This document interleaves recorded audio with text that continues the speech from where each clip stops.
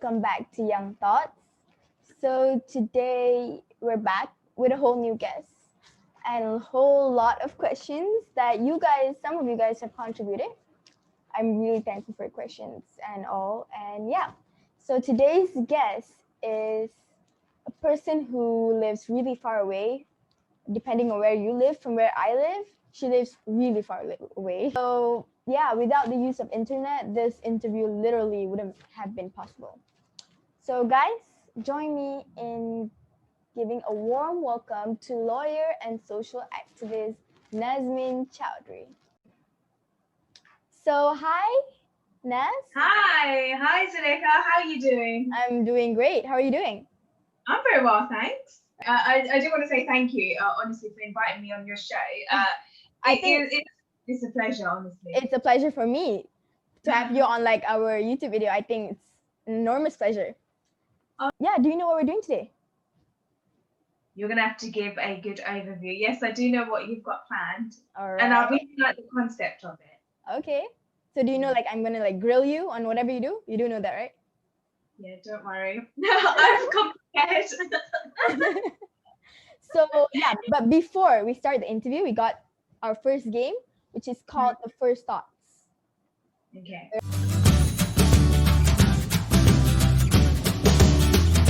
First, let me explain how do you play the game. So first, basically, I'll tell you a word, and you have to just tell the first thought that pops up, no matter how random it is. Okay. All right. So are you ready? Go for it. All right. So first up, minority. People.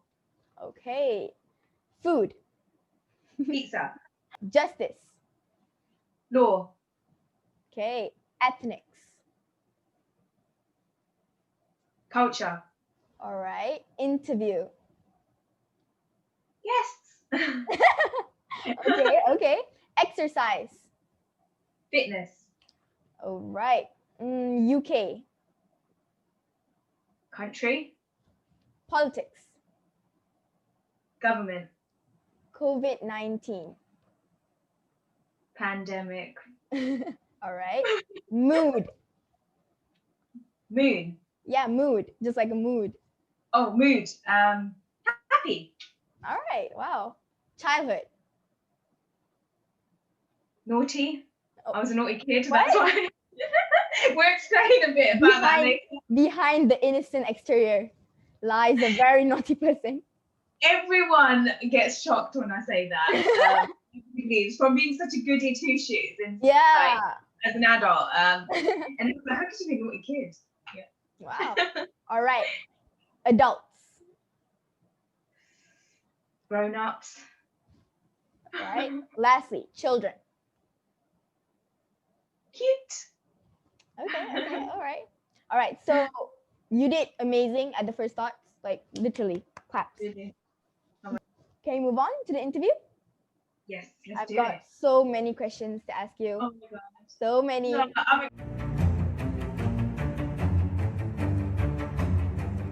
First of all, you're a lawyer, correct? Yes, correct. Right. So do you find your work as a lawyer interesting? Yes. You do? Surprisingly, yes. Because I don't know what it is. It is something that really does make your brain work continuously. Wow. What I get the thrill out of working in law is that you're always, it's never the same day. It's always a different day. I know we are sometimes given the worst deadlines ever. You might be given last minute deadlines and court closes at 4 o'clock. So if there's a deadline that day, you have to make sure that whatever happens is out of the door, your computer system or whatever by 4 o'clock. And you never know what might end up on your desk that day. And I think I quite like the whole analysing and coming up with a solution. That part really gives me the thrill. Like problem solving? Yeah, problem solving. That would be a better way to say. And then also when the clients give you a bit of a good feedback, that always makes. You know, you get those warm fuzzies. Yeah, and I feel like, oh, finally I did a good job. You get like a lot of different cases, or is it mostly focused in the same area? So for me, it is because I'm actually a trainee solicitor. So in the UK, you have all these different titles. So you might, after you've qualified at university, you might go and work as a paralegal for a few years, then secure a training contract and become a trainee solicitor, which obviously I'll tell you a bit later on in the interview. And during your training period, it's a 2-year period, and you have to train in 3 to 4 different areas. So my next seat that I've been given is commercial property. I've never worked in it before. I've received the email from my workplace saying commercial property, and I'm like, oh my gosh. So I need to read up on it. So every area is very much different.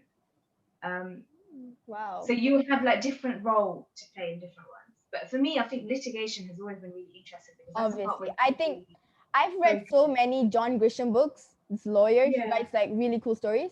I read so many books, and in every of his books, the litigator always like wins and always has like the best role and the hero. I feel like if I were to be a lawyer, I'd definitely have been a litigator. Yeah, litigation I think is the most interesting part. That is what really tests your knowledge and your practice. I have to ask this. What was your biggest hurdle in your like in becoming a lawyer? Like at the start, the biggest hurdle? I'll be very honest because I like to give really honest and raw answers. During the training contract, so in the UK, to qualify as solicitor, you need to secure a training contract. So this training contract, unfortunately, isn't simply working at a law firm. Because I was very lucky, I actually secured a job at a law firm straight after my graduation. Wow. Which not everyone did. But the thing is, getting the training contract, the specific training contract, is really hard. And I don't know why a lot of law firms don't offer this. Compared to how many graduates we have in the UK, because I'll be honest, nearly every university in the UK teaches law. It's not like medicine, which is limited to some universities. In the UK, nearly every university teaches law. And on average, they enroll about 100 students each year for the course. So if you think about it, and then multiply it with how many graduates you end up every year, and then the amount of training contracts, which is perhaps maybe 25% of a ratio compared to those graduates, is so hard to get. And I had to wait. I remember it was about 4 years until I actually secured a training contract. 1 minute, 4 years doing like just like training contract, getting a training. Wow. Exactly. Even though I had the experience of working in law firm, the thing is, there's so many people who have the experience but are waiting. And I know a few friends from law school, they still haven't secured a training contract. And I know myself, is really difficult. Is it literally difficult? And I know a lot of people who are watching this interview can relate to it as well. Some people have even changed their careers because they got fed up. I don't know why loads of people think that lawyers earn like an enormous amount of money. Maybe the movies show it like that. Yeah. Exactly. So definitely when you're a junior lawyer, you don't earn that much. It's just about to cover your expenses maybe. But I'll be really honest. So towards the end of those 4 years, I was really lucky that I did work at a really nice law firm, and I had the most nicest supervisor. His name's Chowdhury, and he's a partner of a very big law firm. So I remember how much he helped me and guided me in securing a training contract at the company that I was working at. And I remember how he was giving me all this good feedback about what's good about me and all these things. And obviously, unfortunately, I think when it got to the end of those 4 years, I remember another law firm had contacted me. They were saying, "Oh, we've got your, CV. Are you still looking for a training contract?" And I was like, "Oh, yeah." And it was just out of the blue. I actually secured a training contract elsewhere, and it's nearer to my home. So that's been the good. It must have been like such a big joy the moment you secured that training contract. Just like, yes, 4 years of wait, worth it. Exactly. But again, even that was a bit of a hurdle because I was meant to start my job in March, just before the UK went into national lockdown, and then they couldn't start me on the day that I was meant to start. Wait. I just want to make one thing clear. You secured the training contract like right before lockdown?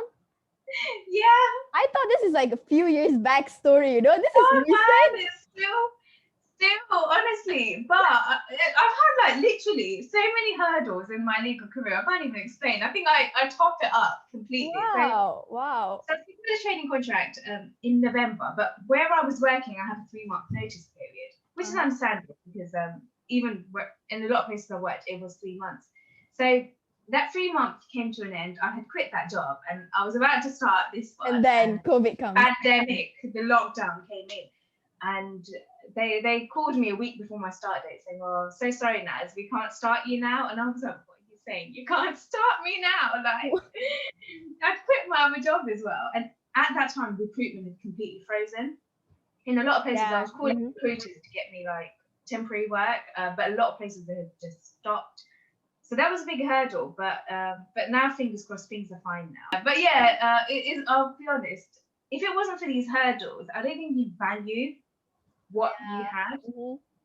So that's how I feel. Like now, I really do value like my legal career more than anything because I know how many troubles and difficulties I went through to get where I am now, and I've still got a long way to go because I also know you're never perfect. There's always going to be lots for you to learn. There's always for you to, reach where you want to be because you should always work hard for it, I guess. I feel like LinkedIn is the most misleading place because LinkedIn always shares success stories, but no one feels comfortable sharing the failures as well. Yeah. And I feel like, you know what? When people always think, "Oh, she's done it really well for herself," I'm like, trust me, you haven't seen my failures. But the story of my failures are much bigger than my achievements. But I think it's good to know, always remember those failures because it's good to humble yourself a bit and appreciate what you have. That's solid advice there. Solid advice. Yes. Yeah. So, yeah, now I want to ask about your social activist side, the other side. So, what do you typically do as a social activist? Okay, so this more came in during the lockdown, more when I started to actively get involved within the community. Because I did start doing a bit of it a couple years back. It all just started with when we received an email at work, because I used to work in the city of Cambridge, which is in the UK. It's a very beautiful place, Cambridge. So I used to work there, and just next door there was a church where a lot of elderly people would visit, and our workplace received an email saying that they wanted volunteers to just come, and literally the only requirement for them was just to spend a few minutes just talking to these people, because some of them haven't spoken to people in many days. So for me, I felt that was really sad. And I remember I started going to the church very regularly after my granddad passed away, because I know I used to feel quite upset at that time, and spending time with the elderly really did make me feel much better, I think. Did they give you I still have that wise advice? Like, I really want to know, elderly love to give like this kind of like really wise, eye-opening advice. They do? They really give the most beautiful guidance, I think. And there was one I remember, and it really sticks in my head, when you never live each date again. So today they would just say to me, because I know I always used to be quite busy, but I still used to make time to go see them. They'll be like, okay, so today is the 21st of November 2020. Remember, Naz, you will never live this date again. So, and they would always say how you should live each day as it comes. Like, don't plan for the future, don't worry about the past, just remember like this only day, the day. And I always remember this that they gave me during lockdown, where it was a coincidence actually, because everything links to one another. So I remember I was hosting a concert once, and it was to celebrate the diversity we have in our town. And one of the organisers there, she sent me a message during lockdown. She was saying, "Oh, Naz, what are you doing? Like, because we've got a vacancy in our team, and we could do with a helper actually." So, and then she was saying, "I think you'll be perfect." So I was like, "Oh, really?" She was like, "Yeah, like, you're already involved within the community with your radio and other things." And she was like, why don't you join our team?" So the same day they told me after the interview, "Oh yeah, you've got the job." And it came at a good time because I was off employment from my law work. That my law work was literally on a Your hold law work. 20. So that came at a good time, and it was a part-time role as well, flexible, and I can do from home. And that I think was really interesting because it gave me an insight of what different communities were feeling. So one last question, okay? Mm. Have your careers ever overlapped? And if they did, which would you choose? Okay. Right. I think maybe a recent scenario might be quite good because very recently I had a discussion with a colleague for my radio, and she wanted me to apply to be a trustee of their group where they help the carers for the elderly. And I really love the idea of it because, like everyone knows, I really love where I can help elderly people. So I really did want to be involved in their project. Mm-hmm. But the problem with that was to be involved. Their meetings are usually during the daytime, and I'm working during the daytime. So if it clashes with my law work, I can't really do that. So yeah, I think I have chosen law, and main reason for that being is because You need the money. no, yeah, money is one thing, but no, it's because of the hurdles that I went through.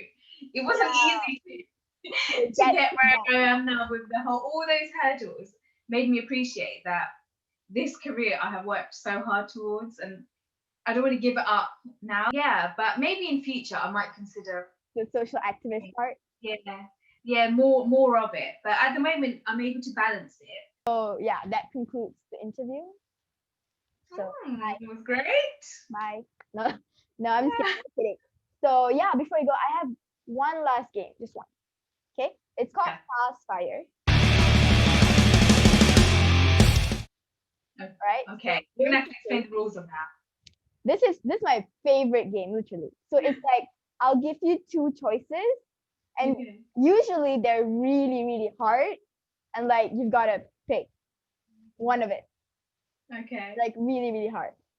So Okay. yeah, starting it off with facts or fake. It has to be really fast too. Oh my God, sorry. Enough. Facts or fake? Facts. So fake. All right. So next, iPhone or Android? Android. You just, It's controversial, I know. yeah, you just offended a whole lot of people there.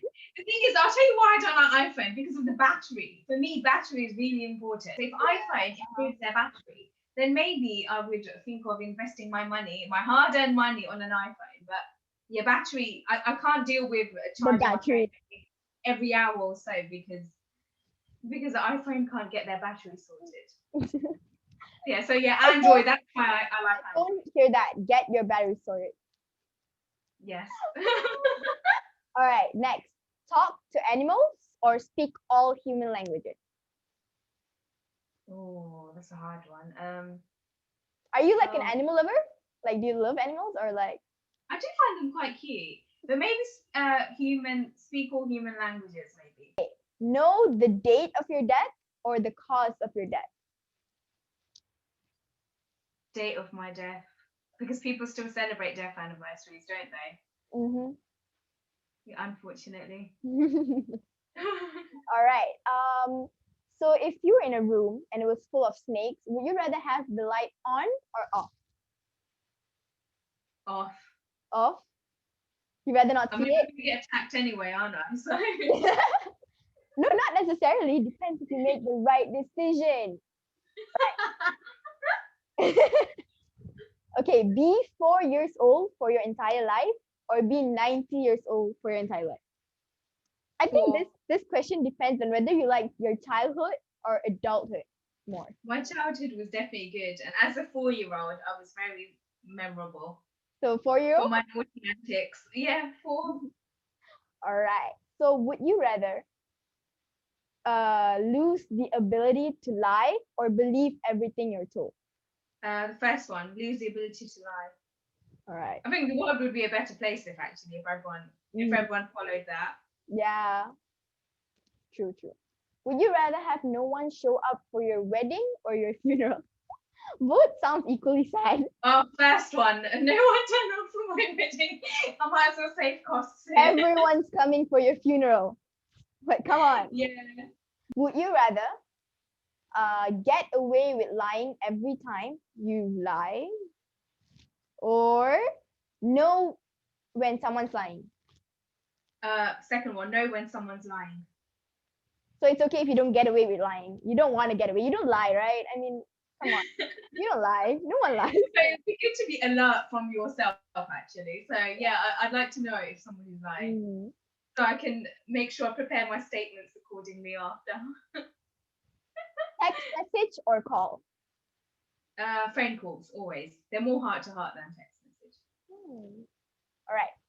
Would you rather lose the ability to cry or cry every 20 minutes randomly? Lose the ability to cry, maybe. I'm questioning everything here, every of your decision, just analyzing. Would you rather, last question, okay? I think this is one of the hardest for me. Would you rather save 3 of your closest family members or 1,000 strangers that you don't know? Oh God, that's hard. 1,000 strangers that I don't know. Not. And I'll tell you why.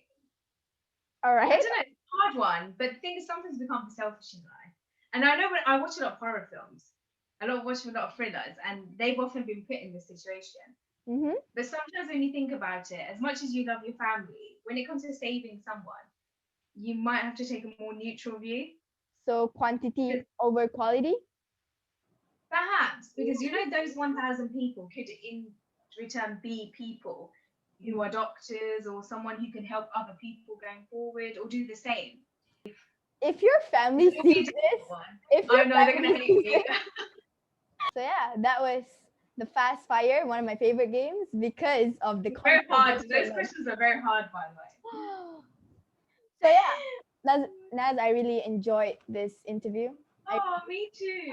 I loved it. Thank you so much, honestly. But enjoy the rest of your day and your week. So guys, if you enjoyed that video, please like it, share it, comment down below which was your favorite part, and yeah, what would your answers be to any of the questions. And yeah, just like, share, subscribe, comment. Make sure you subscribe. That's the most important. Just subscribe. Okay, bye. I love y'all.